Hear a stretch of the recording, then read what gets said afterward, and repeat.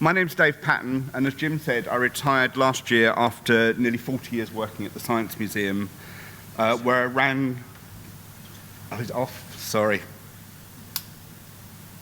How do I turn it on? Oh, got it. Good job I was head of new media, wasn't it, really? Yeah, I managed the team that were responsible for commissioning, developing, delivering, and overseeing all of the digital activity on the floor of the museum.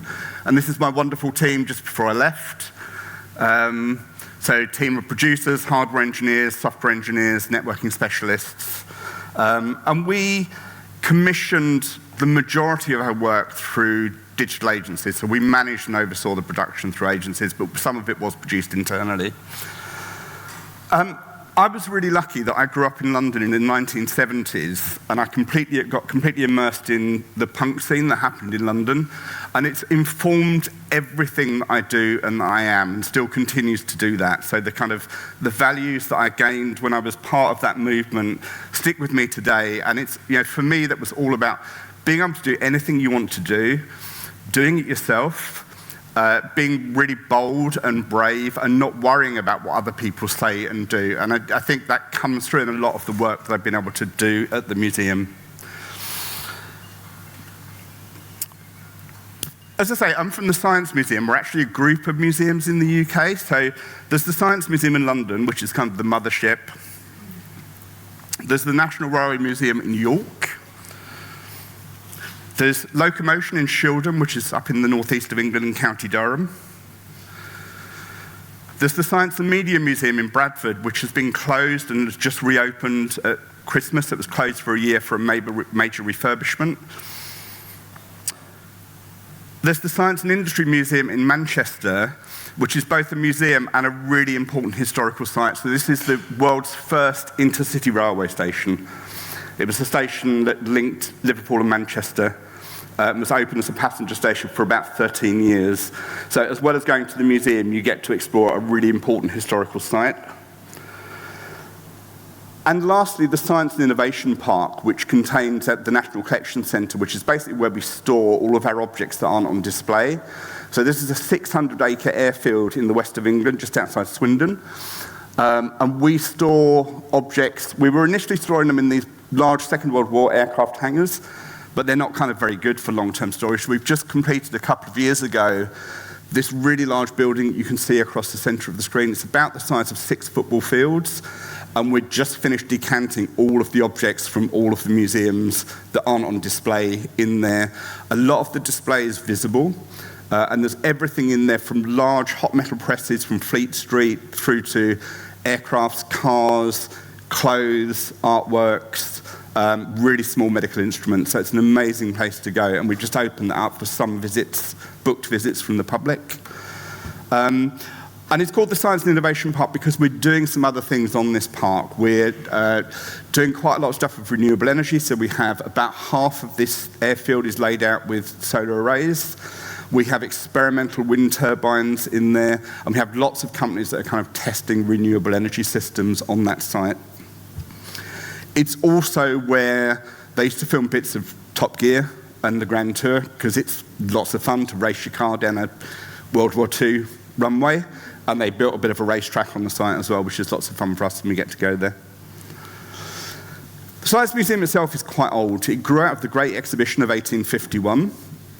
And this is a really early photograph of the collection of the Science Museum when it was actually housed in the Victoria and Albert Museum, and it was called the Non-Arts Collection at the Victoria and Albert Museum. And this is a picture of the Science Museum now. So this is the Making of the Modern World Gallery, which tells the story of science and industry from the beginning of the Industrial Revolution until the year 2000 through some of our most iconic objects. My background is in military and medical electronics, so I did a 4-year apprenticeship with the Ministry of Defence, and then went to work for the health service, and I worked for 5 years with the invasive cardiology unit, maintaining electronic equipment and building new test equipment. So one of the things I got to do there, which is really quite special, was We digitized the process for measuring oxygen levels in blood in real time during open heart surgery. So before I and a couple of other people went to the hospital, that was done by a mathematician with a very large analog computer running it in the operating theatre with patients. We hacked a whole load of medical equipment, built a computer, wrote some software to digitize that process. So rather than a huge analog computer, we could do the thing on a small computer nailed to a plank of wood and a couple of bits of test equipment. Looking back on that, it was a kind of madness. They'd had a 22-year-old loose with live patients in an operating theatre, pulling bits of medical equipment to pieces and writing software. But then, back then, doctors all smoked and went to the pub, and our surgical team would think nothing of going to the pub, drinking 2 or 3 pints of Guinness, and then going and opening somebody up and doing heart surgery on them, in a way that you probably wouldn't do now. When I'd finished doing that, a job came up at the Science Museum, and I'd always visited the Science Museum as a child, and it was really where I got my love of science and engineering and my passion.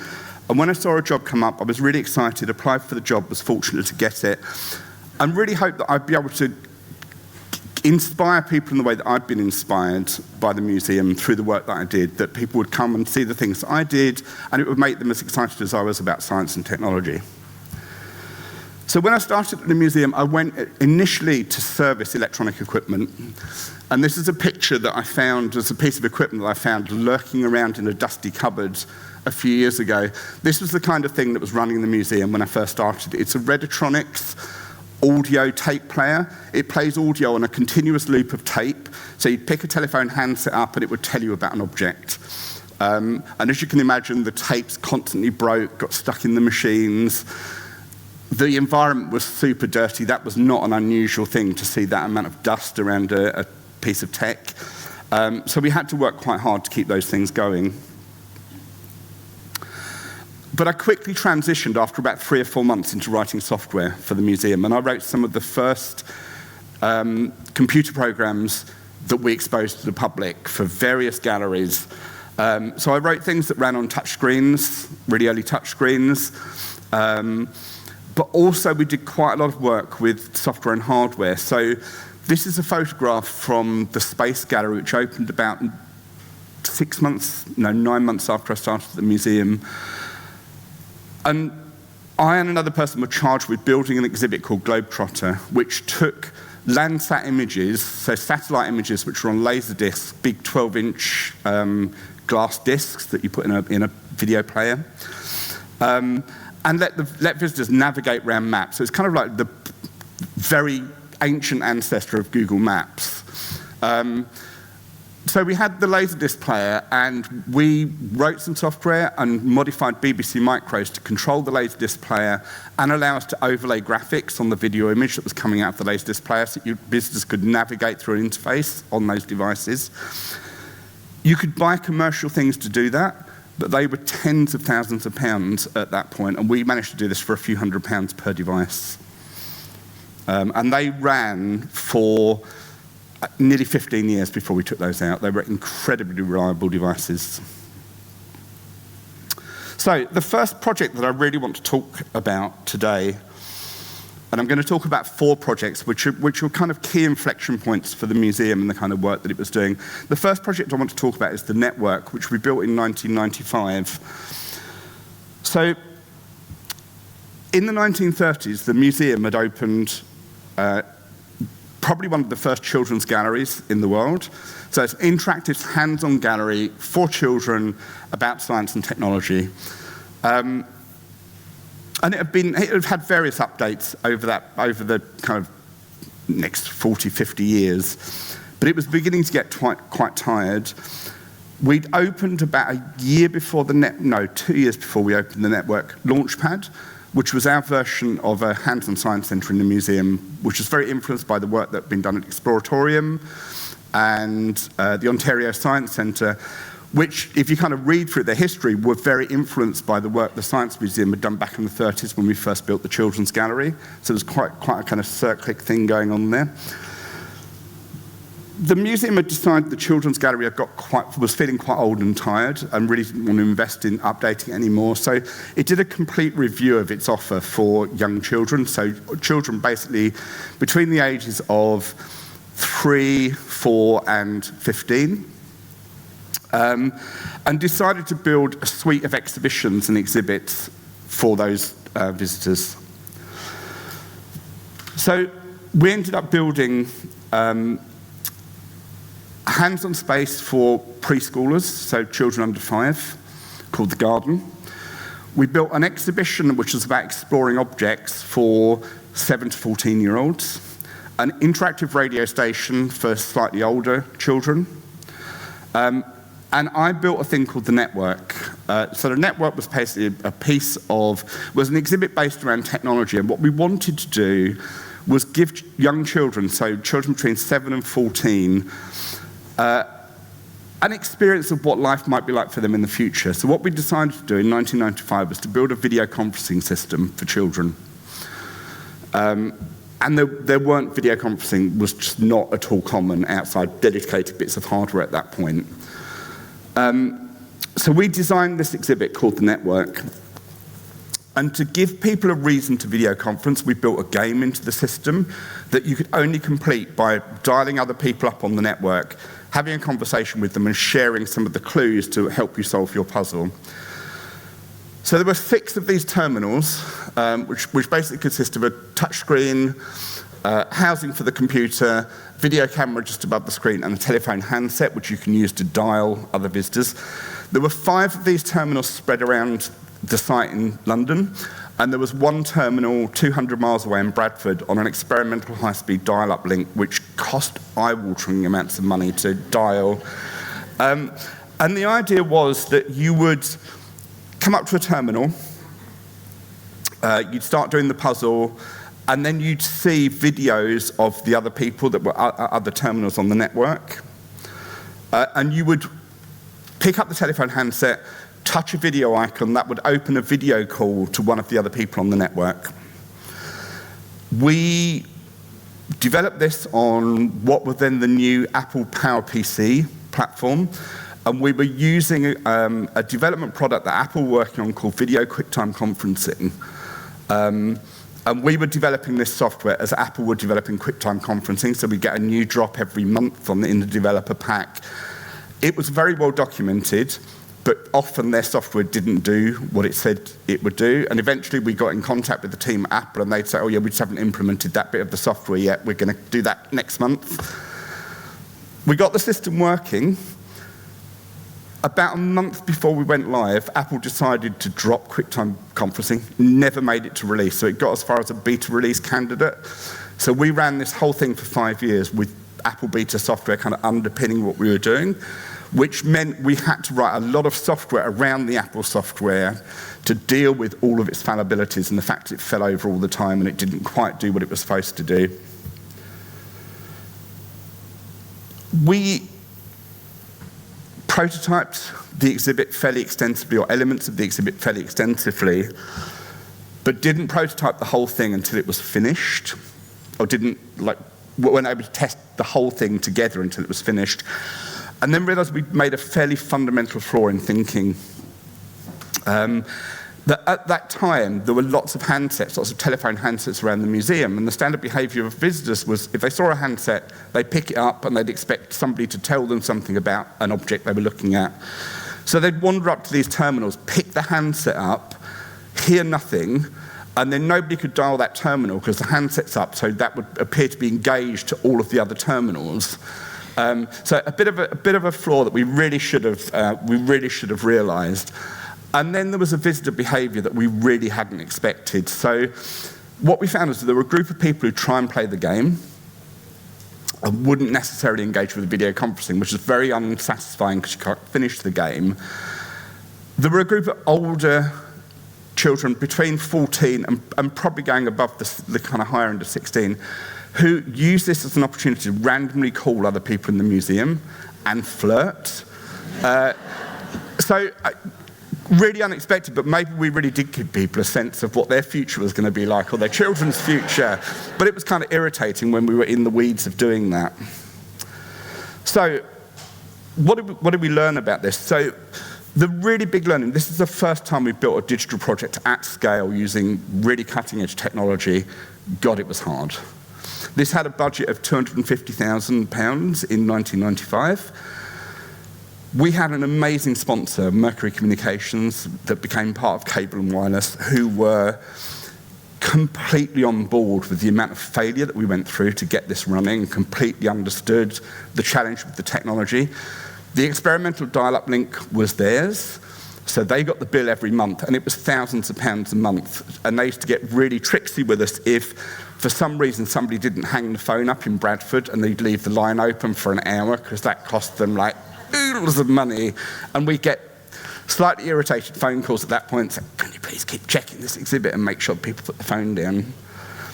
The second thing we learned, and this is a hard lesson to learn, and I still see this happening now, is deal with the really impossible things first. Lots of companies, when you're working with external agencies, park the thing that's really problematic, think, oh, we'll come back to that, we can solve that, because they know it's going to be difficult. And then it gets near the end of the project, and they've still not done it. And sometimes it's just not doable. And there were certainly elements of this around the video conferencing, where the developer was constantly parking what was a really difficult problem, and we ended up working stupid hours at the end of the project to actually resolve the issues that we should have done right at the beginning. Be really careful when you're working with third-party software. So working with Apple, we thought, well, this will be fine, it's Apple. Of course they're going to release the product. You have no control over that, and when they suddenly pulled it, there's nothing we can do about it. They're not going to finish the software just because we need to use it. So we ended up using beta software, which is not a great thing to do. We also learned a lot about the importance of prototyping exhibits during the process and refining that user experience, and a lot about just observing visitor behavior in the museum to make sure the things we were going to do actually made sense in the context of the museum.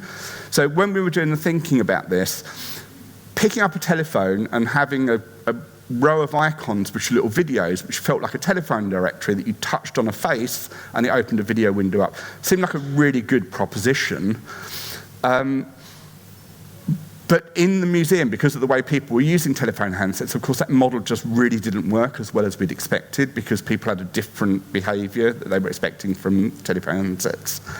So it was an amazing project to work on. We learned a huge amount about running digital projects at scale using high-end technology, and we couldn't have done any of the things that we did afterwards without that learning that we got from this project. So it was kind of fundamental to our practice. So jump forward a few years, and the museum, as lots of museums in the UK did in the year 2000, got a huge amount of money to put a new wing on the museum. So we put a big extension on the back of the museum called the Wellcome Wing, partly because it was partly funded by the Wellcome Trust, who are a big medical research trust in the UK.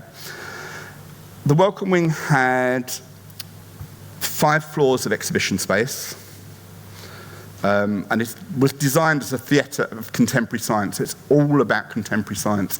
So it's basically a big open void, and each of these suspended trays is an exhibition space, and then slung down from this side, from the roof, there's a 400-seat IMAX as well.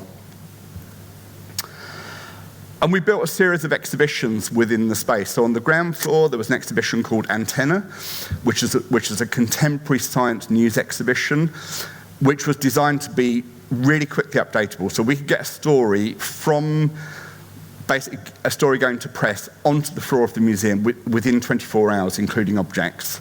With a lot of digital tech, or like all of the text and things was delivered through digital technology.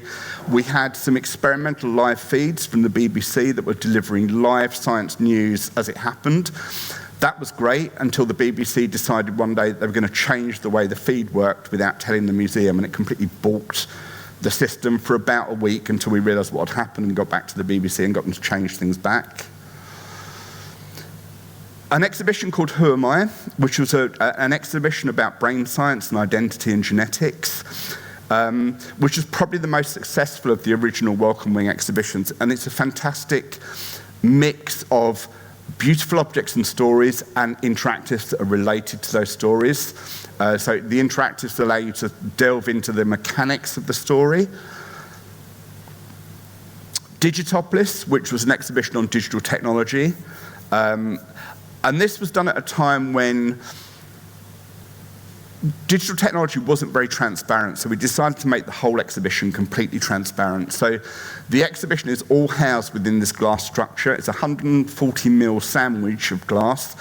Everything had to sit within that. So we custom-made computers in clear acrylic cases that you could see everything. You could see all of the cabling, all of the interfaces. Everything had to fit within that 120 mil gap within the glass sandwich. That caused quite a lot of problems. And I'll tell you about some of those. In future was a space on the third floor where we designed an exhibition that was a series of collaborative games about possible scientific and technological futures set in the year 2020, which seemed in 2000 seemed a long way in the future. And there were games about male pregnancy, satellite tracking children, lab-grown meat, self-driving cars, and you got to play with a group of up to 6 people, a short game, about a minute and a half game, that explored that technical future, and then you got to vote on whether you thought that was a good idea or not. Would you like to live in a world, would you be happy to live in that kind of world? And that was really interesting because what happened at that, it promoted conversation between visitors that didn't know each other because the subjects were all quite emotive. Some of those things we got spot on, some of the things we missed by a mile, and some things happened but not in the way that we predicted it to happen. So we imagined that you might be able to satellite track your children, so you might embed a chip in your child and then you could monitor where your children are. Didn't see what was going to happen with mobile phones and you can track them everywhere and it's not a problem. We decommissioned this in 2015 just because that future was getting awfully close and it was beginning to feel kind of not the future but the past. In the Wellcome Wing, we built over 180 brand new digital computer-based exhibits from scratch. Lots of them were like this. They had really complex physical interfaces. So this is an exhibition where you can manipulate sound, digital sound. So these really weird shapes on the left-hand side, you can squeeze and pull and they manipulate sound. You can record sound. And then this thing on the right-hand side is a fingerprint scanner. So in the Wellcome Wing, we built a number of systems to link these things together. And this was part of a system called Save in Touch. At about 40 exhibits across the Wellcome Wing, you could save the digital thing that you'd made. So the piece of music you created, the piece of video you'd made, the 3D face scan you'd done. And the museum would generate, for every visitor that came to the Wellcome Wing that wanted one, a unique website. And you basically saved your information using your fingerprint to identify who you were as you walked around the museum. We conceived this in 1998 when the web wasn't a common thing. We used biometrics because we were about to go free, so we had no tickets, we had no way of tracking people. We looked at other ways of giving visitors takeaways, so we looked at printing, but we were kind of uncertain about the reliability of printing systems and the cost was fairly unpredictable. So we went ahead and decided we'd build a system that used biometrics to track people or to allow people to walk around the exhibitions and save and then pick that stuff up when they got home. We explored a whole range of different biometric systems, including iris scanning, vein printing, hand geometry systems, and picked on fingerprint recognition as what was then the most robust and one of the cheapest systems to use. We found the kind of leading company in the world, which was currently then a company called Identicator, who are based in California, called them up, said this is what we want to do, and they were kind of slightly bemused about it, but agreed to send us a dev kit to try it out. And we'd read all of their documentation, and their documentation said, this system is reliable with 99.98% of people. I was like, yes, this is excellent. So we got the development system, built a little test rig, and then The head of interpretation and I spent 2 days in a primary school in North London, so a school for 7 to 11-year-olds. And the first day we went in and we registered every child in the school on the fingerprint system. And then we went back the next day to see how many children we could recognise. And it was 45%, which is like a bit different to the 98% or 99% we've been promised. And we phoned Identicator up, and it transpires they'd never tried the system on people under 18 because most of their applications were in security. They then fessed up that there were kind of groups of people that had problems with fingerprinting, so like housewives from the 50s and 60s that had used really caustic cleaning agents to do washing, plasterers, people in the cement industry because they get a lot of dust ingress into the fingerprints. But by then we were kind of convinced that we were going to go ahead. We spent a long time and a lot of testing designing a fingerprint housing to get a good registration print, because the system is completely reliant on the first print being good. If the first print's good, it's fairly accurate. If you don't get a good registration print, it doesn't work very well. At that time, most fingerprinting, the registration print was done with somebody in attendance to make sure the fingerprint was good. We couldn't do that because we had to be able to register at any one of 40 exhibits, so we couldn't have 40 people, one at each exhibit, doing that. So we spent a long time designing the fingerprint housing, and this is an early prototype, to help visitors get their finger in exactly the right place. We were at the product design company for about a year and went through probably 20 different prototypes of that. We tested this system with over 5,000 visitors before it went live, which is a lot of testing to do. It was a really big project. This is just kind of one of the on-screen graphics. And we also, this had to integrate with the work that all of the other developers were doing on those other 180 exhibits in the museum. And the development was happening at the same time. So we basically tell them how they could communicate with this system, we give them a test rig, and then eventually put the whole thing together. And that's just a shot of Digitopolis while we were kind of building those computers in. And we built the system and we got it live and it ran. We ran the system for 5 years. In that time, we generated nearly 1 million unique websites for visitors, which felt pretty good. But we were kind of disappointed because only about 15% of people went back and looked at what was on their website once they'd left the museum. And that felt like a really low number. Kind of turns out it wasn't. It was just nobody else was doing anything quite like this at the time, so there weren't really any comparators. And 15% is actually a high number for callback, particularly because this was quite complex. You had to remember the day of your visit, you had to remember a color and you had to remember a unique icon that we'd given you, and that was the way you logged back into the system. And if we'd have done that a few years later, we'd have just taken people's email addresses and emailed them a link. But this is at a time when most people didn't have email.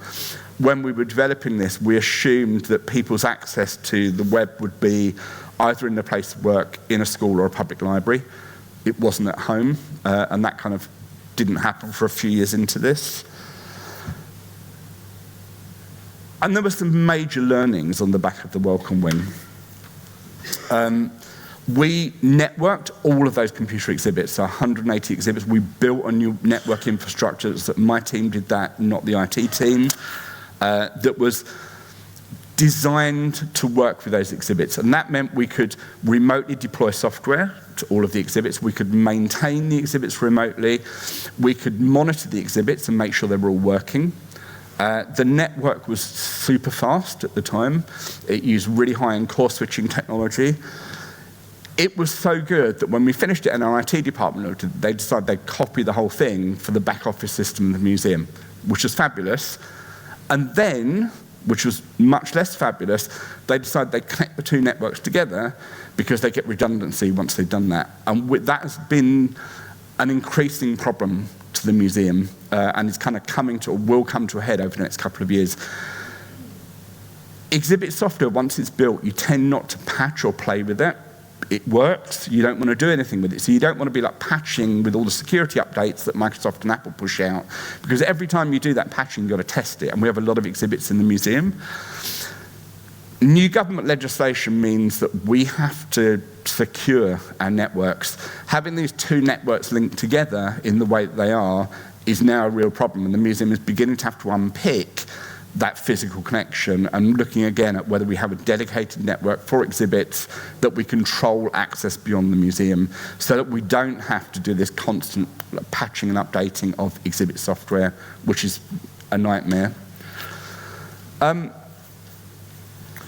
The In-Touch and Save system, what that made me realize is museums, we all talk about innovation and we talk about risk. Museums are not really set up to deal with either of those things. Innovation implies there is some likelihood of failure. Museums can't deal with failure. If they paid lots of money, they want the thing working for the public. If you're working at the cutting edge, and that fingerprinting technology really was at the cutting edge, you bleed, and you bleed a lot. It's really hard. People are not always super truthful about what they're telling you and what they're selling you. And it's really difficult to take most people 1 or 2 steps beyond what they can see and what they experience already. So when we originally envisaged In-Touch, it wasn't just a system that would link exhibits together and give people a takeaway. We imagined partnering with third parties. So if you'd done a 3D face scan, we would partner by somebody who could physically make a 3D model of your face, and you could then buy that from a shop. The museum, we just couldn't get the commercial team in the museum to kind of understand that because there's nobody we could point to and say, it's like this thing. We could imagine how you could do it, but there weren't people doing it at that time. So there was a lot of thinking that went on that we couldn't implement because we couldn't take the bulk of the museum with us on that journey. You need to really dig in, as I said, into those commercial systems and really make sure they are going to do what they say on the box. A lot of the time when you read the documentation that companies send you, it's very glossy, it's designed to sell it to you, and it doesn't talk about all of the problems. If you're working at the cutting edge, you need to dig deep into what those problems are going to be. The other major problem for us in the Wellcome Wing was it had an immovable deadline.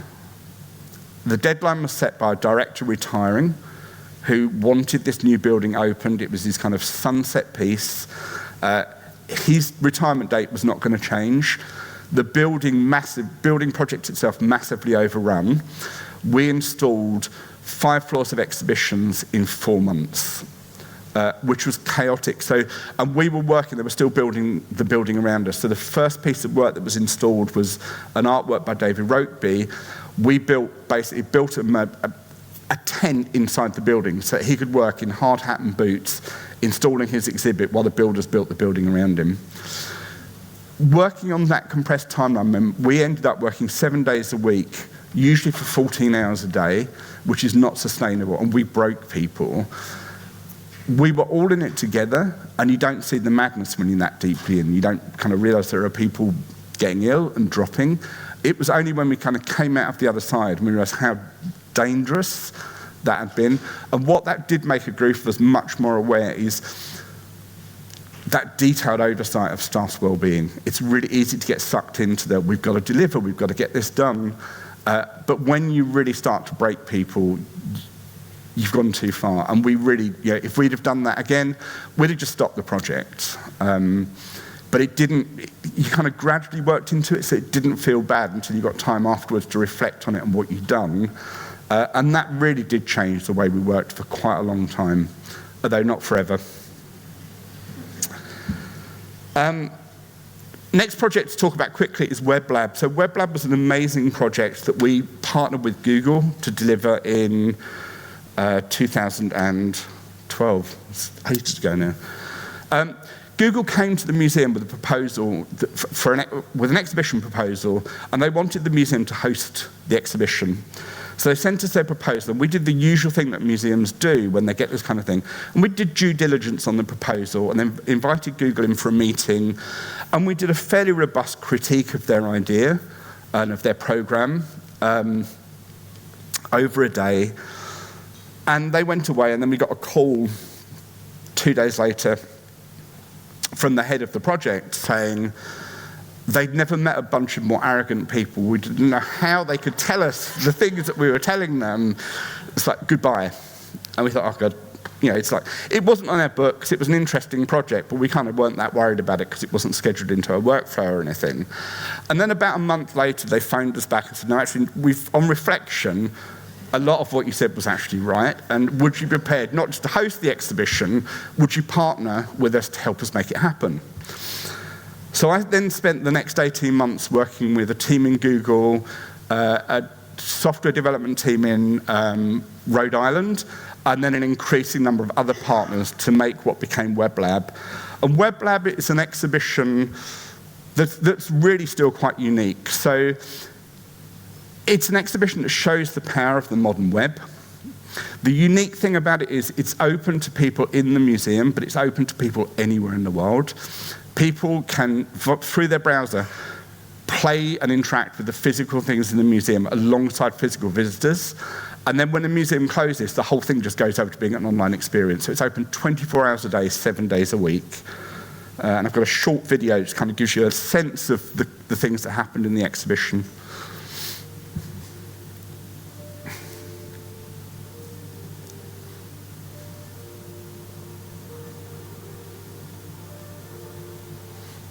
Have you got sound coming through the video? Okay, it's just music, so it's not. So there are a series of what Google called experiments, so 5 exhibits in the space. This is Universal Orchestra, so it's a series of musical instruments, and you compose a piece of music with the other people in the museum and online, and it's played out through those musical instruments. Data Tracer lets you look at what happens when you make an internet request. Where does it go, where does it traffic across the world on a large kind of 3D map? And then there were sketchbots that took your photograph and the robots drew your picture in sand. There were nearly 200 computers running all of this. There were 35 cameras because you had to be able to stream out everything that was going on for the people that were coming in online. So this is an example of one of the instruments in the Universal Orchestra. So it's a kind of like a glockenspiel. It's wooden blocks, and you get mallets. And you sequence and program those up via a web browser. And you might be doing that. There might be somebody else in the museum doing that next to you. And then the next instrument might be being used by somebody online. So you're composing and hearing a piece of music built by 8 people. And they may be the people that are next to you. It may be somebody from Russia. It may be somebody from China. It may be somebody from Japan or Hungary. And there was certainly a magic moment for me the day that we closed the museum, the first day that we'd opened this exhibition, and it just all turned over to being an online experience. And you're sitting in this space, and you could see on each screen where the person was from, and you're seeing people from around the world interacting. And it's not like a usual, usually when we close to the public, the exhibition gets turned off, it goes dead. This was running all night, which caused some problems with our events team because you couldn't shut the instruments up, so we had to relocate where we were doing some of the events in the museum.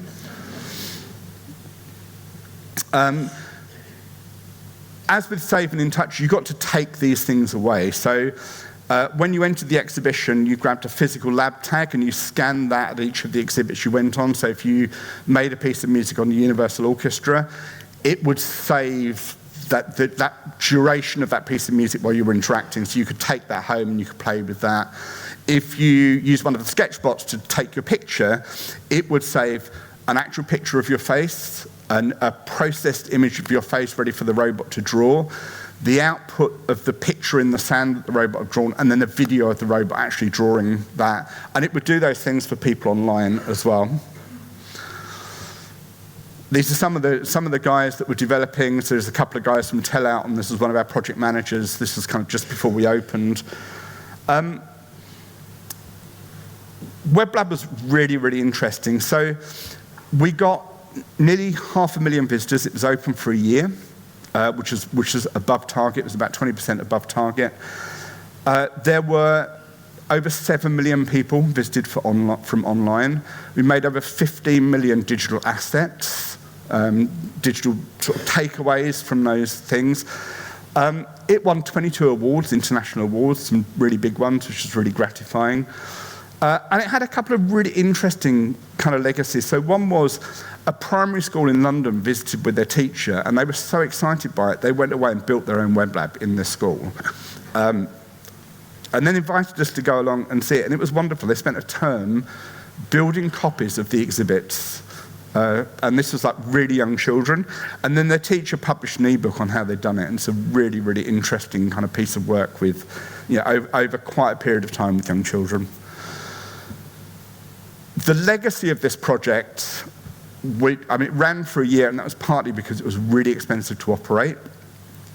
The legacy is we open sourced 2 of the experiments, so the Universal Orchestra and the Sketchbots are open sourced.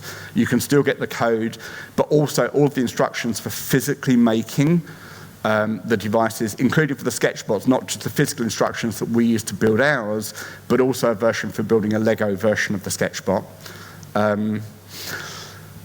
Learnings for the museum was, one was we didn't control the money. Google had the money, so Google spent the money. So I'm on a project where I've got no monetary control, and you're trying to steer direction, and that's really, really hard, and you're kind of trying to nudge people in the right direction, but you don't have that absolute control of you can't spend that money, or you've got to apply that money over here. This project ran completely outside of the usual museum oversight. I didn't go through any of the usual governance in the museum. I was just left alone to deliver it, and I had to have a chat with the director every couple of months and just tell him how it was going. That allowed us to be really innovative. There were none of the kind of usual breaks that you get in an organization. We trusted Google to do something amazing, and they pulled together an amazing team to deliver that. Completely embedding in that team, again, was something you don't usually get the luxury of. So in effect, I worked with Google for 18 months. I lived in Google offices. I traveled a lot to Rhode Island. We did a lot of the design work in Amsterdam. But this was the only project I worked on for 18 months, which means you build amazing relationships with the people. And again, I think really led to this being such an innovative project. Having an exhibition that's open 24 hours a day, 7 days a week, is challenging. We'd thought quite a lot about this before we did Web Lab, but maintaining an exhibition that never closes is really difficult. Having an exhibition that makes noise when the museum is closed does compromise your ability sometimes to have events, so we did have to relocate some events away from the Universal Orchestra. Getting Google to open the exhibition, one of the things, when they first came to us, they said, here's our proposal. This was in May. We want to open this exhibition in September. And we'd looked at their proposal, and we said, it's going to take you 18 months to go from your concept to delivery. And that was one of the things I think that really wound them up.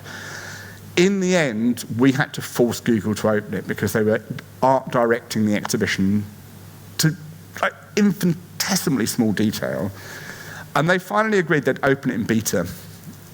And they'd carry on iterating and doing stuff. And then I had to go to the director of the museum and kind of explain what we were going to do. And it's not going to be open, but we're still going to be working on it. And that was quite a hard sell into the museum. But Google had a big pot of money that they were still using. And we ran it in beta for about 6 weeks, and we were iterating software every day. We made some major changes in the exhibition. So one of the things we did is a lot of the navigational graphics were printed on the floor. People weren't using that in the way we expected. We completely re-graphicked and relaid the floor halfway through that beta period because I had the money to do that.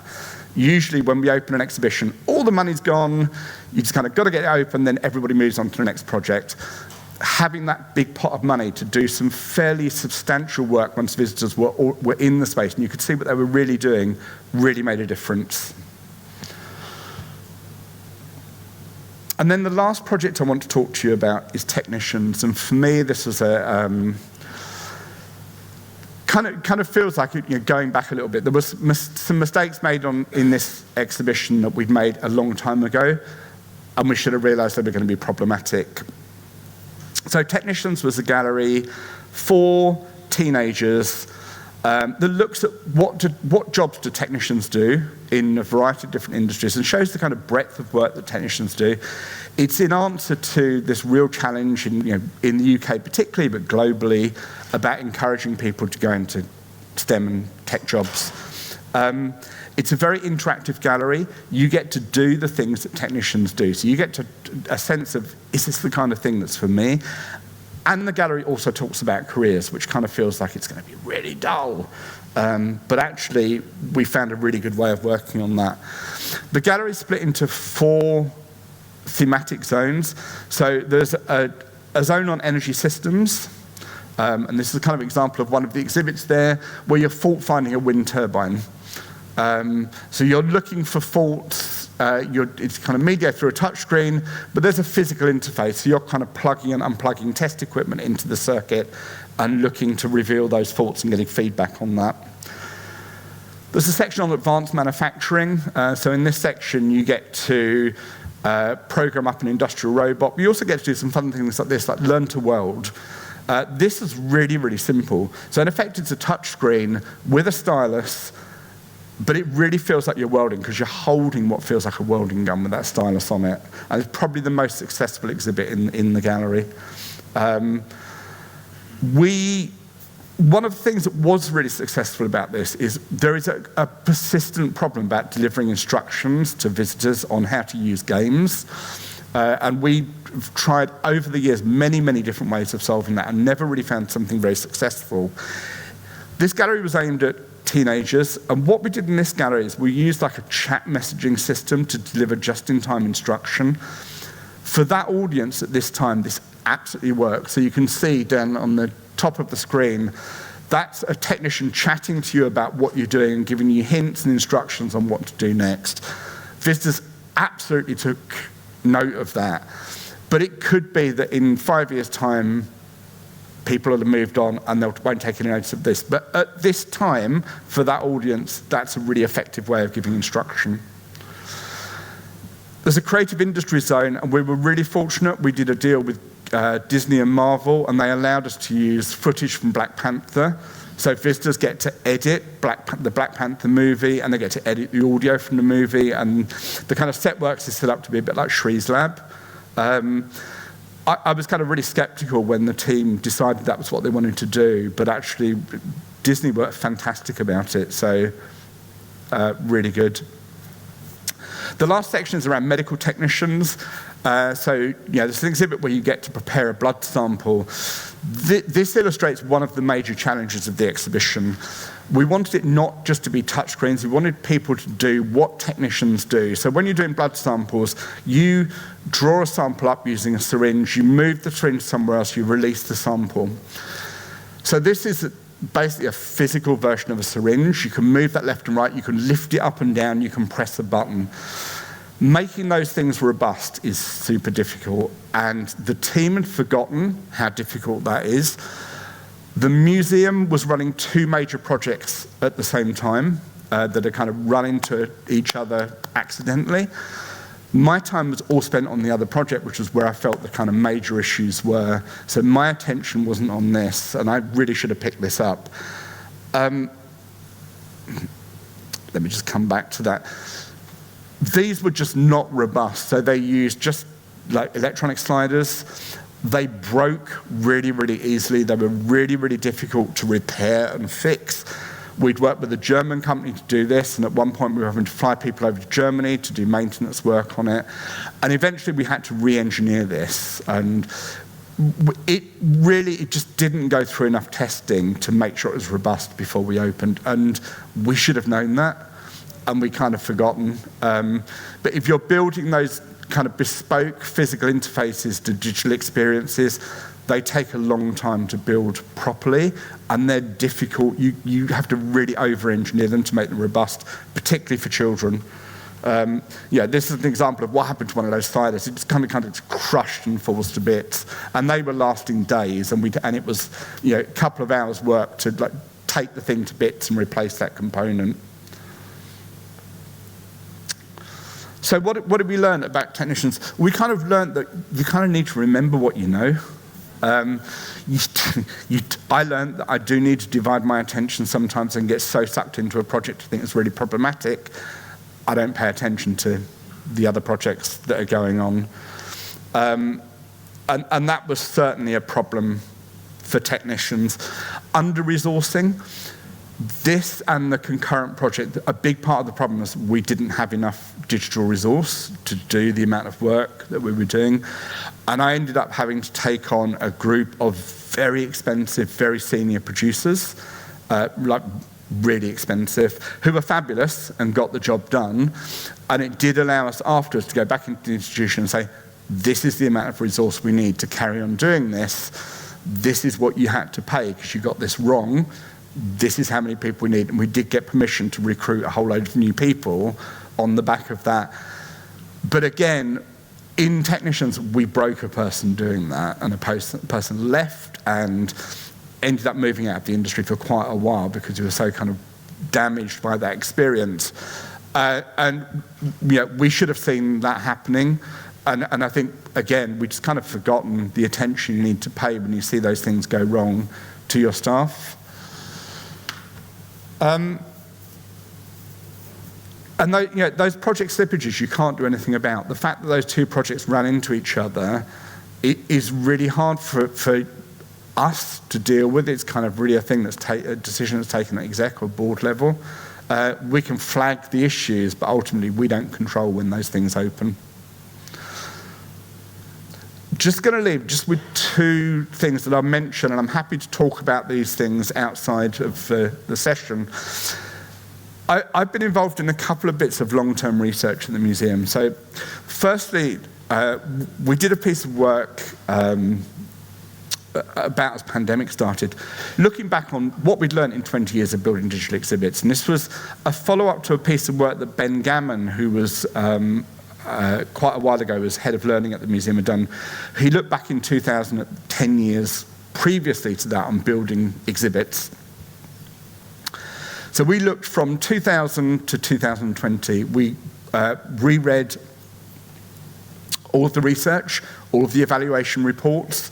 We pulled in favours from other museums and read their evaluation reports and looked at what was working in digital experience, what wasn't, what the audience were doing, had they changed, what were they prepared to do, what problems are we still struggling with, and like giving instruction is right at the top. It's really hard to give instruction that people are taking notice of.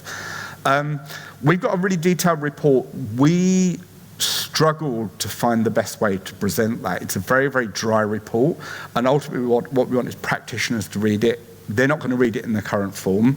So we tried all sorts of things. One of the things we looked at doing was we worked with a comic book artist to kind of build an illustrated version of that report that we thought might be kind of more useful to practitioners. There was quite a lot of resistance in the museum to releasing this. But having retired, now I don't care, so I can go and just get this out there. So one of the things I'm looking to do is to get this out fairly soon. But I'm interested if anybody's kind of got good ways of taking quite dry research and kind of reformatting it in a way that's particularly good for digital practitioners, interpreters, evaluation staff, that they're going to read and not just take the thing, maybe read it once and put it on a shelf and never look at it again. But it looks at this report looks at visitor behaviour. It looks at technologies.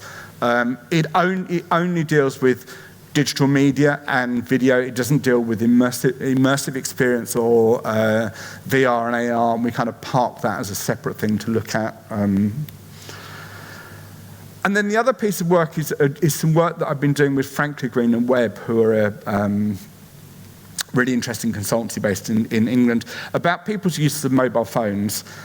So we've run 3 studies. The first one in 2013. We reran that study in 2016 with some additional questions. We were just about to run it again when the pandemic hit, and then obviously that wasn't the time to run a big visitor study. So we reran this in 2023 and kind of wrapped it up just before I retired, like a few days before I retired. There are kind of some interesting things for us in there. So we looked at what do people do with mobile phones, who has them, what do they do in museums, what do they do outside museums. We've reached kind of peak saturation of mobiles. Nearly everybody that comes to the museum now comes with a smartphone. That has some benefits and some real drawbacks. Almost half of children now bring a smartphone to the museum. So this is children under 16 now come with a smartphone. But only 2% of those children have access to data. We expect that to change. proportion of adults that have access to mobile data is increased. This means people are less likely to want to use the Wi-Fi because there's friction in joining the Wi-Fi. So we've spent a lot of time over the last 10 years or so getting good Wi-Fi in the museum. It's looking like, from a visitor perspective, that's becoming less important, although there are some groups, particularly overseas groups, who are more reliant on the Wi-Fi. Visitors say that they're using their mobile phones to enhance their experience, and there's a kind of typo. These two labels on the left-hand side are back to front. But the kind of things they're doing are they're taking pictures, they're taking photographs, they're sharing things with their friends and family. They're booking tickets. That's because we make them book a ticket. They're checking for visitor information. There are not very many people that are actually looking for more content or are willing to download apps and things in museums. And a significant proportion of their activity on a mobile phone is completely unrelated to being in the museum. So they're checking their email, they're checking their social media, they're doing internet searches that are not related to museum activity. But then they're doing some things. They are booking tickets, occasionally they're searching for more information to help their visit. But what the feedback we're getting from visitors is mobile phones are quite a distraction in the museum because they draw people out of the experience. So encouraging people to do things on their mobile is not necessarily a good thing in museums. We had done some work around QR coding, and then opening post-pandemic, we had to take a lot of large print books and things off display because we couldn't sanitize them. So we put a lot of QR codes around the museum to give people access to that content. People aren't using it. The majority of QR code use for our museum is to book a ticket if you haven't booked one when you turn up at the museum, because you can't come into the museum without a ticket. So about 500,000 people a year are using QR codes to book a ticket on Exhibition Road outside the museum, because that's the easy way to do that. We only had 2,500 views in a year of additional information about a major gallery on communication, which is we get nearly 3.5 million visitors a year. It's a tiny fraction. And we only saw 635 downloads in a year of large print books via a QR code. So it's tiny. But it's not to say it's not important. For some of that audience, that might be really significant. And large print books, if you need it, it's really important you can get to it. So the numbers are less important. But QR codes are not a big solution to a lot of museum problems.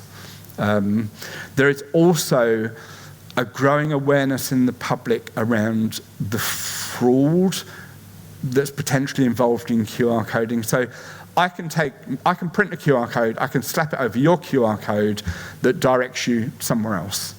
So I could go to the Natural History Museum and I could stick a whole load of QR codes that took you to a creationist museum and completely subvert their content.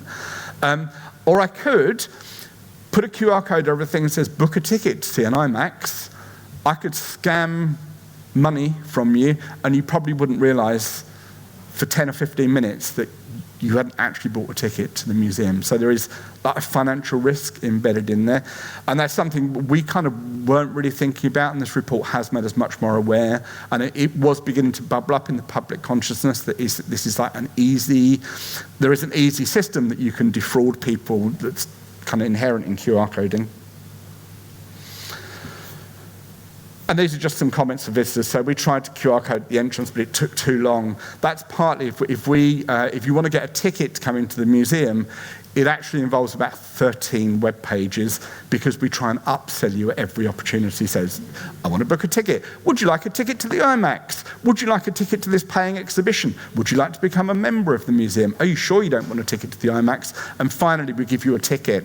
But it's a really convoluted visitor journey. So there's information cards. I'd probably just read through them because they're there and explain what it is. But if I had to scan a different QR code every time, that's not easier. I think it would slow things down. I'd be looking at my phone, not at the experience. that's taking people out of the experience we want them to be in. So there is a role for mobile phones in museums, but I think we do need to be careful about what we're encouraging or what we're asking the public to do. And the public are aware of the practical barriers. So, there's a barrier around battery life. Batteries still aren't great in mobile phones. If you encourage lots of use in a museum, you might use all your battery up, and then when you go to get your Uber to get home or find out what time your train is, your phone doesn't work. You've had an awful experience in the museum. That's the thing you'll remember. The museum killed your phone, killed the battery. They're worried about sharing personal information, and particularly on the Wi-Fi, they're worried about security of Wi-Fi. And I'm going to leave you with that, so thank you. Love to have a conversation with people. Thank you very much.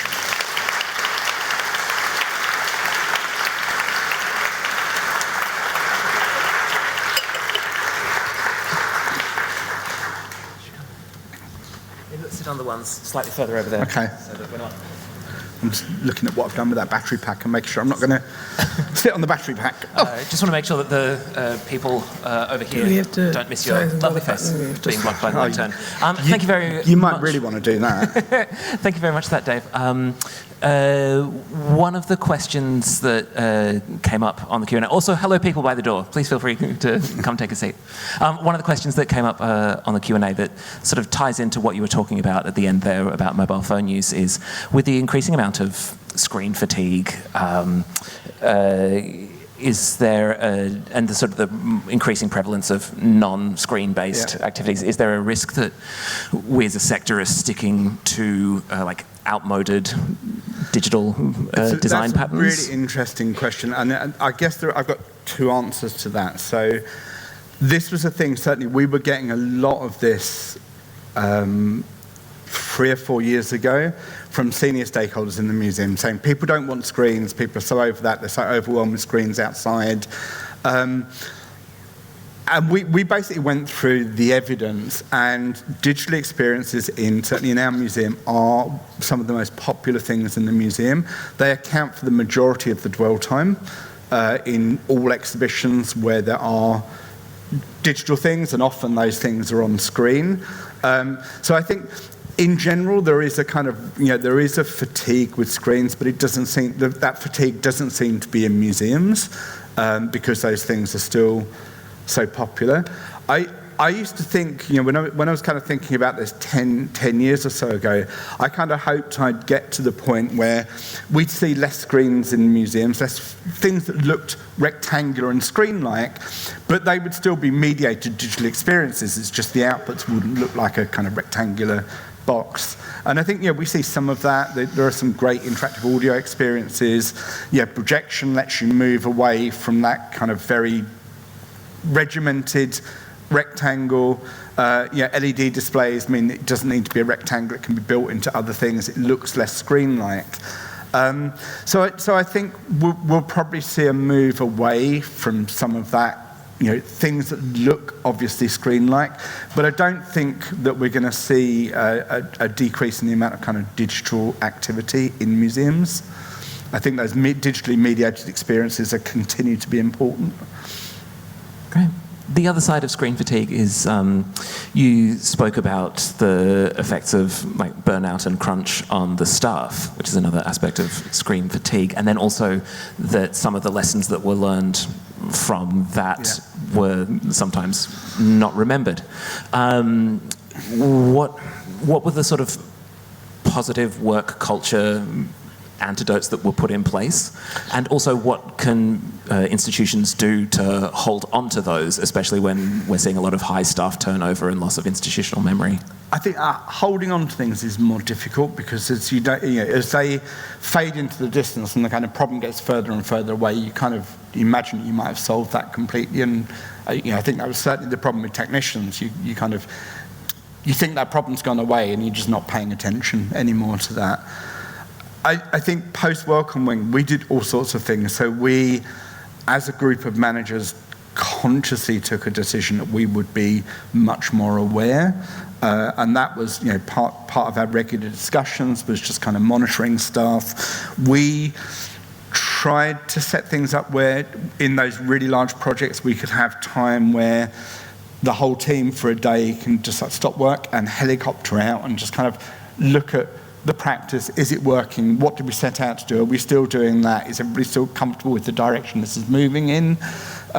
So making some space where you're not in the weeds of the detail of the work, you're kind of taking a much more kind of holistic view of the project as a whole and the people that are working on it.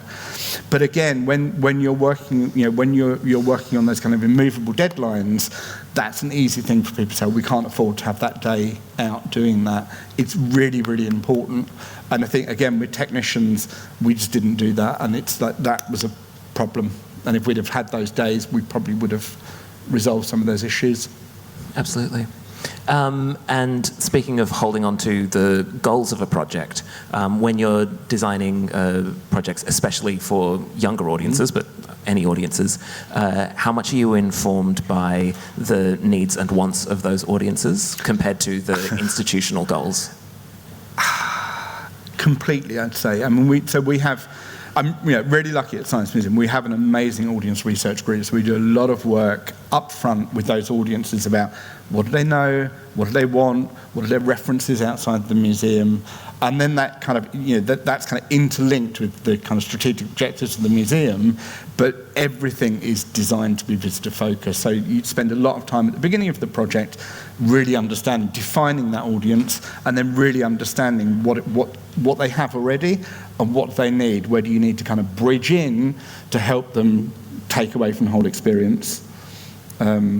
And I think that's a fundamental piece of our practice, and we are really lucky to have an amazing audience research team at the museum who spend a lot of time working with audiences to do that and then can help us kind of navigate through that.